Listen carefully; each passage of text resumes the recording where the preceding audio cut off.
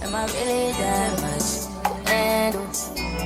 Breaking these niggas down like a gamble. You don't really know you. What's up, beauties, and welcome back to Beauty and Cherise. Hey y'all, hey. It's been a little second. I don't know if it's been like a month-ish or something like that since I posted my last video, but we back on the channel. Make sure y'all click the subscribe button and the notification button so that you get notified every time I post a video. In today's video, as y'all can see by the title, today we are going to be talking about embodying the best version of yourself to manifest and call in your dream life. Okay, because a lot of people honestly are just like, struggling to manifest, or even if it's like the simplest things or the smallest things, people sometimes struggle and they need the step-by-steps on how to manifest their dream life. And I am here to share my step-by-step with you on how to manifest your dream life. Okay, so we got 8 steps. I did write them down because if y'all are not an old subscriber, if y'all are a new subscriber, y'all know I can get all over the place. I can rumble, I can ramble. I said rumble, who we fighting? I can ramble and get off topic and stuff like that. So we got our points here, and so we're gonna list them out for y'all and break them down. Okay, so let's get into the video, y'all. Let's go. Okay, so first point that I have for manifesting your dreams into your reality, calling it to you, embodying the best version of you. Because a lot of people think they can just call in their dream life without already being the person that already has their life. Because it's a frequency that you're on when you see people able to attract things so easily to them, whether it's money, whether it's people, whether it's opportunities, whatever it is, it's because they're on a certain frequency and they're maintaining the frequency in order to call those things into their reality with ease, with not a lot of effort. Okay, so the first step is to define your vision. Okay, you need to be clear, you need to be precise, you need to define what it is that you want to step into. Okay, so clearly articulate who you want to become. So that's like your constant reminder, your daily, like, okay, this is who I want to be. And then how does this version of myself act, walk, talk? Who do they associate themselves with? Where do they like to hang out? What hobbies do they like to involve themselves in? What are things that the person that has that dream lifestyle that you want, what is some things they don't involve themselves in? Like, what are things they don't do or listen to or speak? You know what I'm saying? So a lot of times we think that we can manifest newer versions of ourselves without but while still holding on to the older version of ourselves as well. And it's like, you can't be, you can't, it's like you're playing like wishy-washy with your dream, the dream life that you want to call in. Like, it's either you want it or you don't want it. And if you want it, if you're certain, you're not sending off mixed signals as a frequency. So you're absolutely certain that you want this life, and so it's certain things that you're just turned off by because it doesn't really look or sound like the life that you know yourself to have. So that's one. The second step is to practice daily. So what that would look like is like embodying your higher self by living by the values and actions, and just basically walking your talk, being the person that you aspire to be now. So that's a little bit of what I was getting into, but the first one is more so like just defining it, like writing it down on paper, like who is that person. So the next one is just like practice. So you're actually going to be like moving. So you're going to be dressing like the person that you want to become. You're going to be learning to be more aware of like the way you speak. Does that sound like the person that you want to become? You're also just going to want to just become more aware of like, and it's okay, like it'll be moments that you still are performing and doing things as your old self, because again, it's something that you're stepping into. Everything takes practice. Masters of things had to practice and study hard in order to become masters. So in order to truly master and embody this new version of yourself, you're going to continue to have to practice and study people that you may see that have this life or already are embodying this life that you want to call in for yourself. What does their life look like? And how are some ways that you can start now by practicing that, You know, even if it's something small, even if you don't have the funds to fund your vision right now, do other things to make yourself feel good, whether it starts with your morning routine or your night routine, or again, the way you speak, or just again, who you surround yourself around. Things like that is going to be major in stepping into this new role. Number 3, embrace change. Now, this is one that a lot of people have problems with because a lot of people are really uncomfortable with change. But in order to change your life, you must embrace the uncomfortable because change is the only constant. So what this would look like is pretty much accepting yourself and recognizing your good qualities. Be willing to change and put effort into the idea of improvement. So the change is not going to be easy, and that's why most people don't do it. There's a 1% for a reason, because a lot of people are comfortable in their day-to-day, whether it's the environment, whether it's the way they speak, or just things of that nature. Practicing change in whatever way, also whether that's changing your wardrobe, just learning how to just form different routines, habits, you're replacing the old bad habits, because we all have habits. The difference is whether they're good or bad habits. So like learning how to form those new healthier habits that will more so be in alignment with your dream life. Number 4, reflect on your actions. Stop making excuses. Okay, so we're going to stop making excuses. So we're going to learn from our mistakes and just become a better person. Not a bitter person, but a better person. Mistakes happen for a reason, whether it hurts us in the moment, whether it is something that just makes us feel super uncomfortable, because again, a lot of times pain is uncomfortable for us, or we just like deem ourselves as like perfectionists in our head, so we're like, we can't fall, and if we fall, that means, oh no, like we're not getting back up type of vibe or mindset. No, we're not becoming bitter, we're becoming better. So in order to become better, you just have to, okay, I messed up, that thing didn't go the way it should have. Okay, let's formulate a plan of how we can do this different in the future. Okay, not being too hard on ourselves, because again, we're not hard on other people when they make mistakes, but sometimes we're really just extremely hard on ourselves, and I feel like that's very unnecessary. We have to be gentle with ourselves in this process of embodying a new version of ourselves.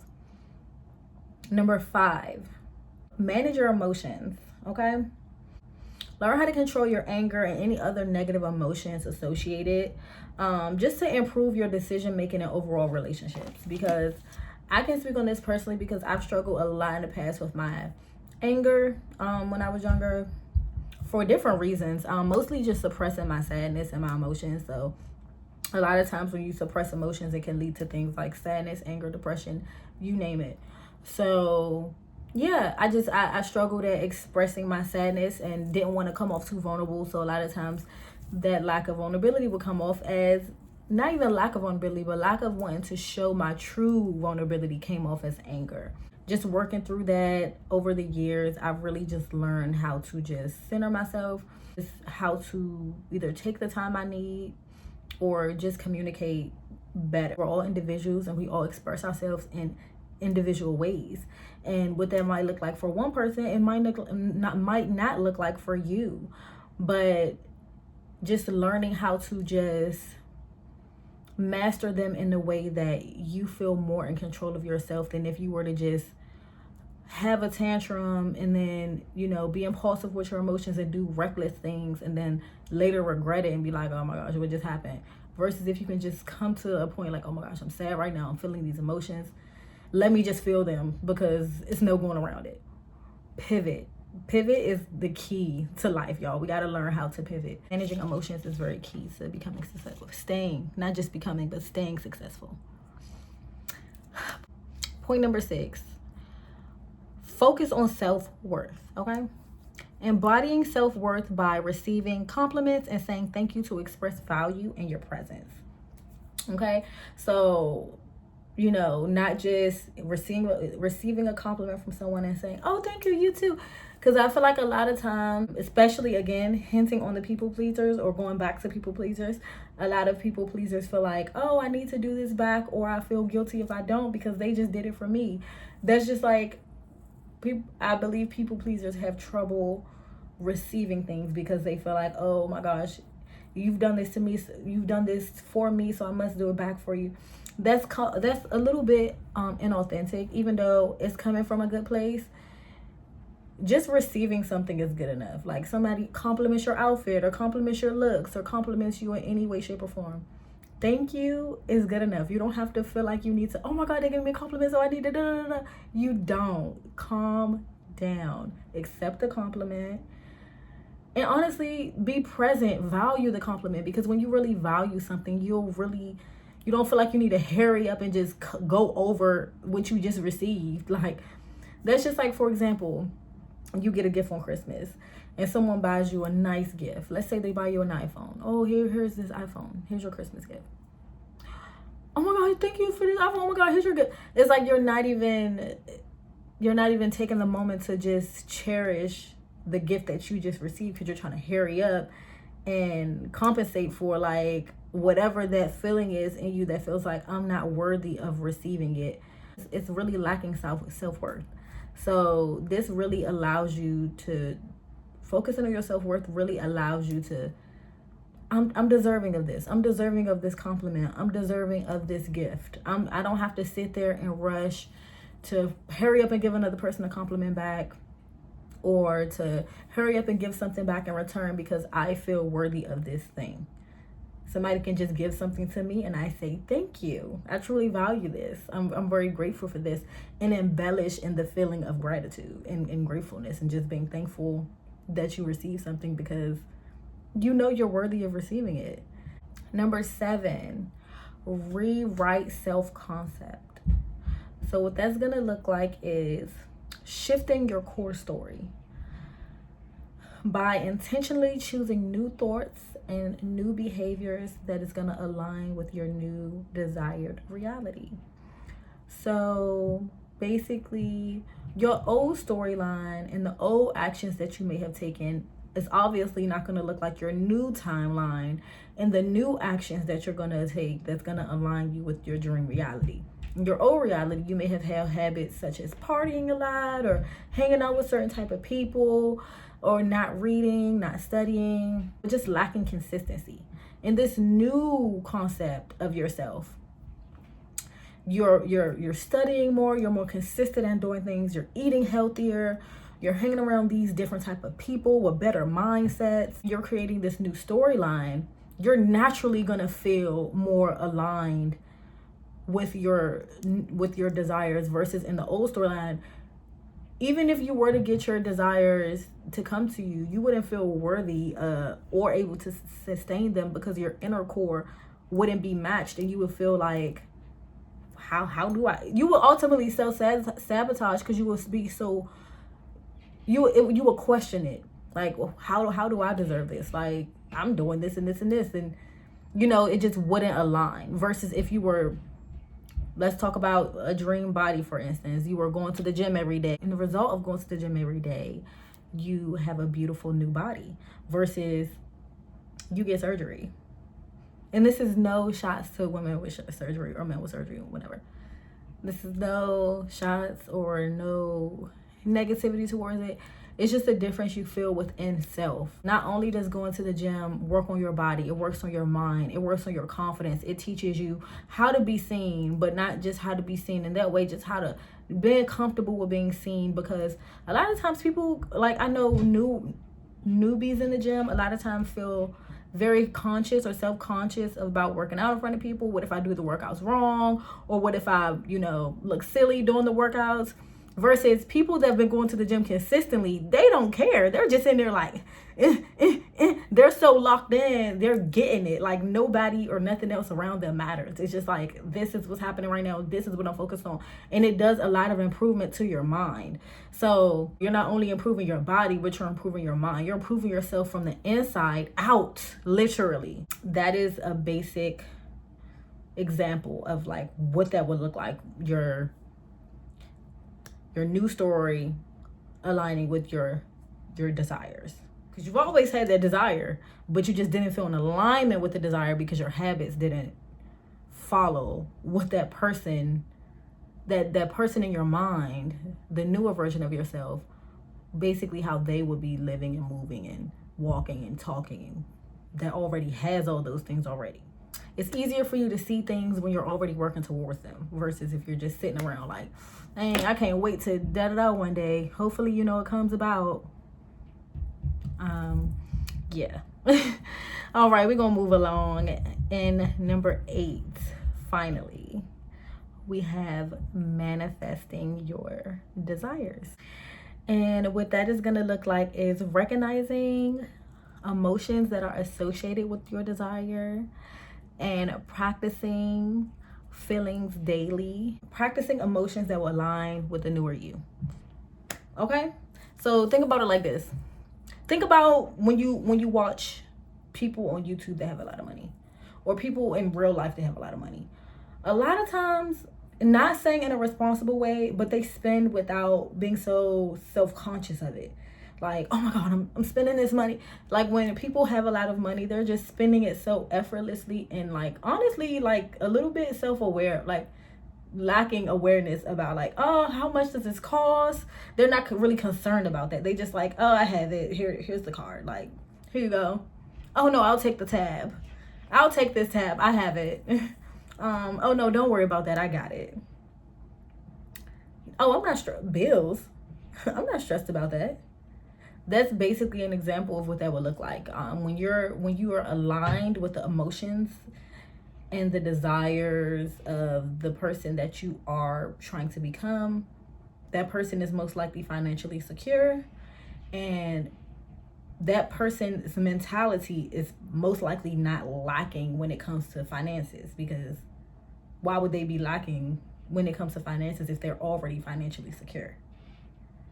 So you want to constantly, daily practice those thoughts.